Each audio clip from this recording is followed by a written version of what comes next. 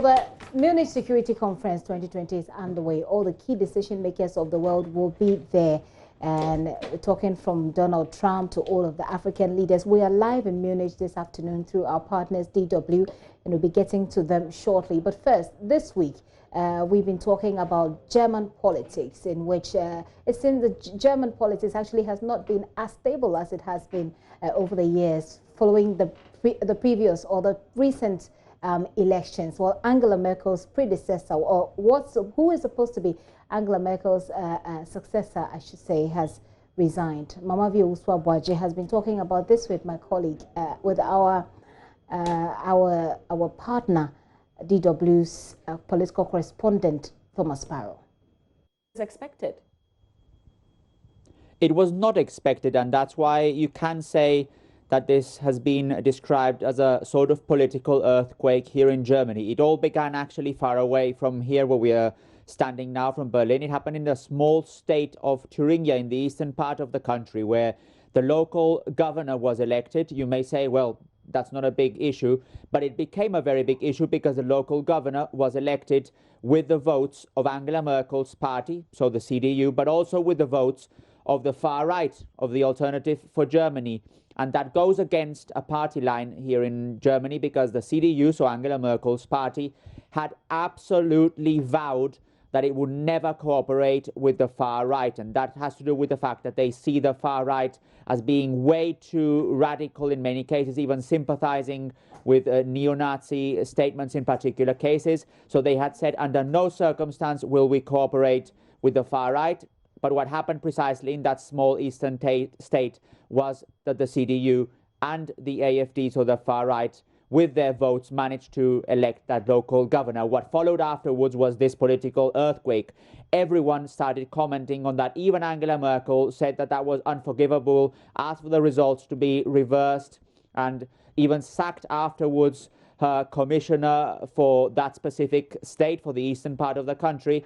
And as such, the pressure mounted, and Annegret Kramp-Karrenbauer, who is the leader of Angela Merkel's party and that possible successor that you're mentioning, was then simply forced to resign because she saw her authority affected by all this scandal. Essentially, she, as the leader of the party, Annegret Kramp-Karrenbauer, had said no cooperating with the far right, no cooperating with the far left.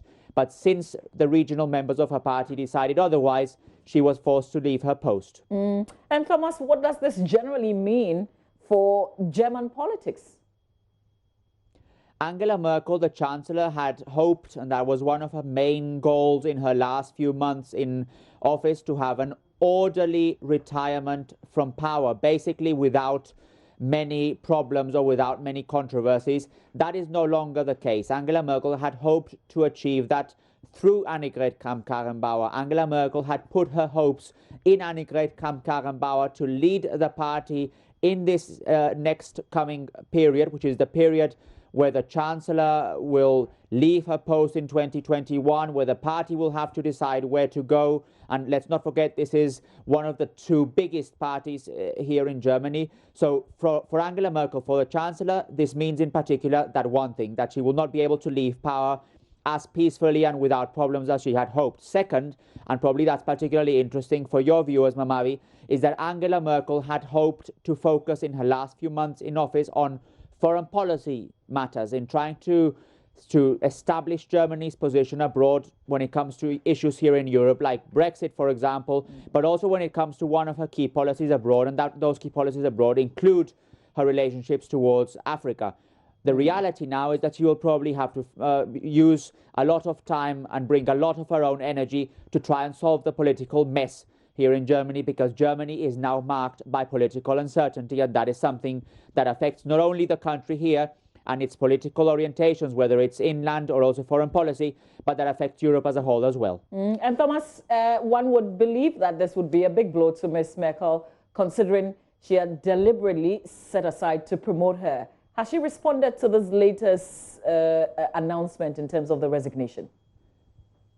Indeed, she has, and that again is something interesting to view or to analyze, because on both cases, when she spoke about the events leading to that resignation, and then afterwards when she reacted to it, she was actually meeting foreign leaders. In the first case, for example, she was actually in South Africa when all this broke out, and back then is when she described the election as being unforgivable and asked the results to be reversed. And then after Annegret Kramp-Karrenbauer resigned, she was actually with the leader of Hungary here in Berlin, and then before the press conferences started, she said that she had to give some statement on the situation in Germany, and she said that she accepted, obviously, the decision by Kramp-Karrenbauer, but at the same time, she regretted that decision. And although she would obviously look forward to continuing working with her, because that resignation, Mamavi, is not immediate.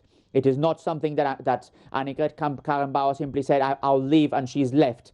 What she said is that she will not want to be the candidate for Chancellery in the upcoming elections, and she will still stay in her position as leader of the Conservatives while the Conservatives elect a new leader and elect a new candidate for replacing Angela Merkel in the CDU, and also possibly or probably also in the party. So again, you can clearly say that this is a big shock here in Germany, and one that has left the country in an uncertain position in the last few months of Angela Merkel as Chancellor, and when the Chancellor herself was more interested in actually cementing her legacy than in having to deal with all this chaos here at home.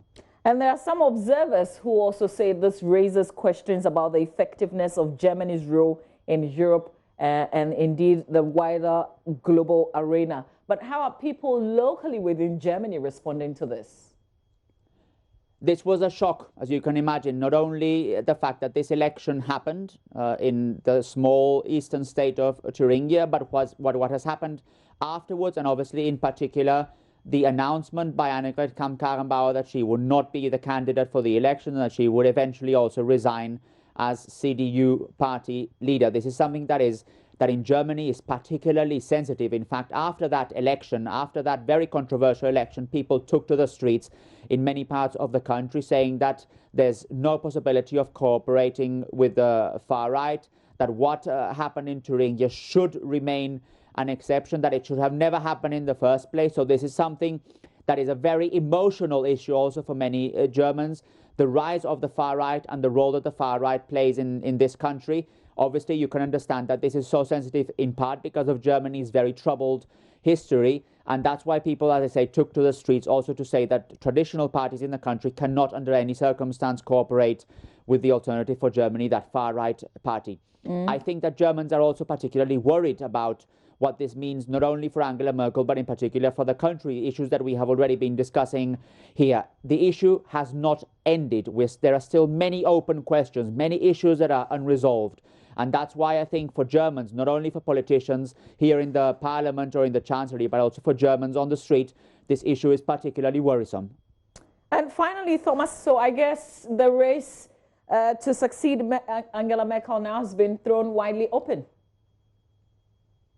That's absolutely correct, because before, when Annegret Kramp-Karrenbauer was elected as the new head of the CDU, everyone had placed hopes on her to be the candidate of the CDU in the next elections, but that's no longer going to be the case. So there are big questions here as to who could be the replacement, and the names that are now being discussed, although not officially, but the names that are now being discussed also point to a more important issue, and that issue is what direction will the party take. Angela Merkel had shifted her party, her Conservative Party, to the center of the political spectrum, and that helped her pass some legislation that maybe many in the right part of her party were not very convinced about, but had helped cement her legacy in various issues. For example, minimum wage, one important issue here in Germany. But the question now is whether the party will stay in that central course or whether it will move more to the right in its pursuit of trying to get back some of the voters that moved to the Alternative for Germany. These are issues that are very important for the party here in Germany, and that will ultimately also affect the way Germany moves internationally in the future, whether Germany will try to stick to the centrist course or will move more to the right. I guess it's just a matter of time. Thank you, Thomas. And that was recorded earlier this week. And that is about German politics. Right now, we're looking at a bigger picture. Security worldwide, and that is happening at the Munich Security Conference 2020. It is underway, and all the key decision makers of the world will be at this conference. Talk about Donald Trump to African leaders, and talk about the issues that are to be discussed. Talk about de-escalating the tension between the United States and Iran and coronavirus. They're discussing all of that there. Like I said, we are live in Munich today through our partners. DW political correspondent Thomas Sparrow is standing by for us. Let's cross over to Munich right now. Hello, Thomas. Hello, Gifty. How are you? Nice to talk to you. This time not from Berlin, but from Munich with this very important security conference. Thomas, do tell us what to expect from this all-important worldwide conference. First of all, the number of leaders that are here is remarkable. We're talking of about 35 heads of government from different parts of the world. We're talking here about around 100 foreign and defense ministers from different parts of the world. We're talking here of representatives from most continents that are discussing some of the key global issues when it comes to peace and security. Africa, by the way, being represented also in a very important way, but we can discuss that in a second. But some of the key issues being discussed here, and in particular being discussed here after the conference was inaugurated, is whether it's best for countries to work on their own, or as, for example, German President Frank-Walter Steinmeier, who inaugurated this conference, said it is better to work with other countries together to tackle some of those key international issues, whether we're talking, for example, of some of the big conflicts, or whether we're talking about climate change, or whether we're talking about global health, all issues that are very important, and that according to some of the people who have been speaking here, it is more important to do it in a multilateral way than to do it on its own, on their own. In fact, Frank-Walter Steinmeier, the president of Germany, the head of state, he criticized countries like Russia, like China, and also the United States for that idea of making their country great again. In other words, for thinking first and foremost on their own interest and not necessarily discussing with other countries first what will be the benefit for all. So as you can see, a packed agenda full of world leaders here in Munich to discuss some very important issues that are of interest around the world, and in particular also for Africa. It's interesting that you say, Thomas. I'm interested and curious to find out how long you've been there so far and what's been happening. So the conference started today, and the first speech of this conference was actually the one that I've just mentioned by the German President Frank-Walter Steinmeier. It was followed then also by a speech, for example, by the Canadian Prime Minister Justin Trudeau, who also spoke about the importance of multilateralism and working together, and he specifically mentioned issues like, for example, climate change, an issue that is believed to be one of the most important of all, if not the most important of all for many people around the world, and it will continue for the next 2 or 3 days until Sunday, actually, with some key discussions on US foreign policy, for example, on the problems that Europe is facing in many key areas, also Africa in particular, when you talk about different regions of the continent, whether it's Sahel region, whether it's Somalia, whether we're talking about the conflict in Libya, whether we're talking about different conflicts and situations in Africa, and also other bigger topics, Gifty. So it's not only focused on one particular region or another region. We're talking about food insecurity, for example, an issue that affects many people around the world, or the links between the environment and security, whether people have to leave their homes, for example, because simply the conditions at home are not good enough for them and they're forced to flee. So all are issues that are very important, not only in one particular region, but as a whole. And therefore, again, the key question, whether it's important to deal with these issues as individuals, one country on its own, or if it's more important to actually do it together in a multilateral way. Certainly an overwhelming presence of leaders there. But I'd like to find out, how is Africa represented at this conference? It's something that you said you will talk about. I want you to get a bit deeper into this for us. Who have you seen, and you know, the details of that? Do tell us. Africa is without doubt one of the main regions here in this security conference. By the way, not only in this conference, but in previous years as well. In this case, the continent is represented, for example, by leaders from the Sahel region. The Sahel, again, will be one of the key issues to be discussed. Conflicts in that region that for Europe are also particularly important. There's a big also conference on the sidelines of the Munich Security Conference to deal with the situation in Libya. You may know that, for example, example, Germany is trying to play a very important role when it comes to trying to solve the situation in Libya. In fact, there was a very big conference in Berlin a few weeks ago, and the follow-up to that conference is going to be here in Munich on Sunday.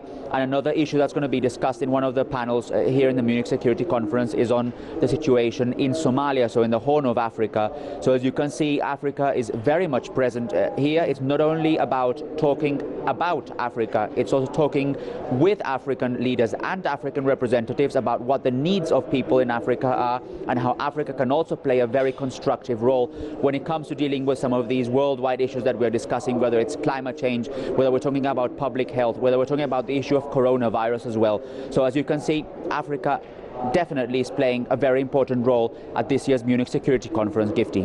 I am very curious to know and to get to understand the details of that representation.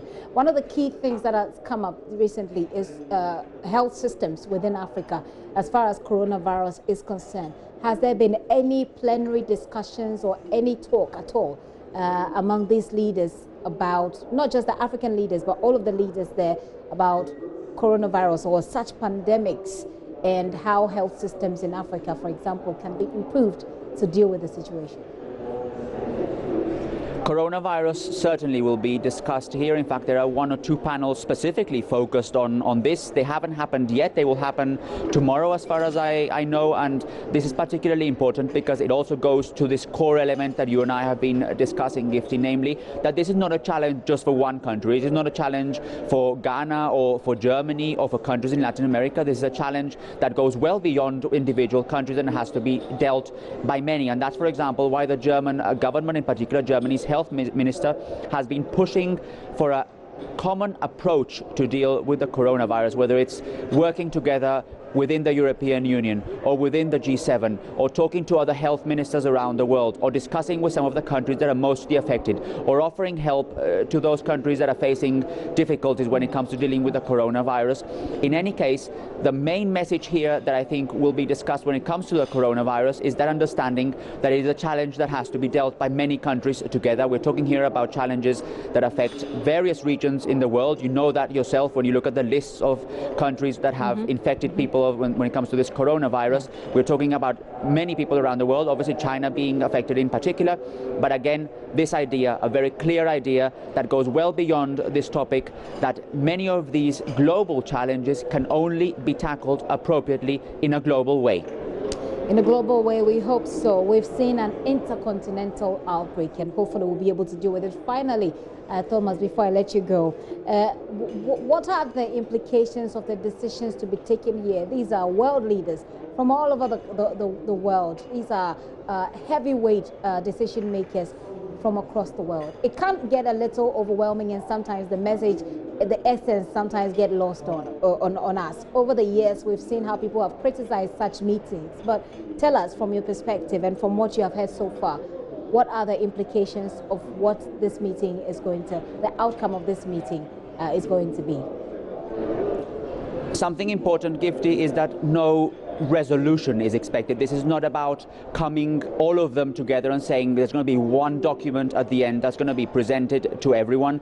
The importance of this meeting here in Munich is the fact that it presents a platform for all these people to discuss about those conflicts one-on-one, not also during the panel. So for example, if there's a panel on the Sahel, you have some of the key actors talking about these issues directly, trying to understand what the other country is dealing with, trying to understand why maybe the neighboring country has a different position. And also on the sidelines, you have many different meetings. So this is not only about the actual panels that you have that you can discuss or where you can listen to what they have to say. This is also about all the meetings that happen on the sidelines. And as such, that's what this Munich Security Conference is all about, trying to find that place where in one specific place, one specific weekend, all these different leaders from all over the world can come to address these challenges. It is seen as a step-by-step cases, so it is not seen as the end, but rather as part of the process. So afterwards, you will definitely see more meetings between these leaders where they will continue to discuss these issues. And that is why this Munich Security Conference is particularly important, and that's why it's held every year, and where you have at least 1,500 journalists, and why you have all these different countries also represented. Some extraordinary experience it will be for everybody who has been through it. Thomas, thank you so much for coming through to us. We'll certainly be keeping our eyes on the ground for that. And thanks for being there to bring us the updates as well. We'll be coming to you again tomorrow and also on Wednesday. Thomas Sparrow is political correspondent for our partners DW. He joined us all the way from Munich live, where the Munich Security Conference is ongoing.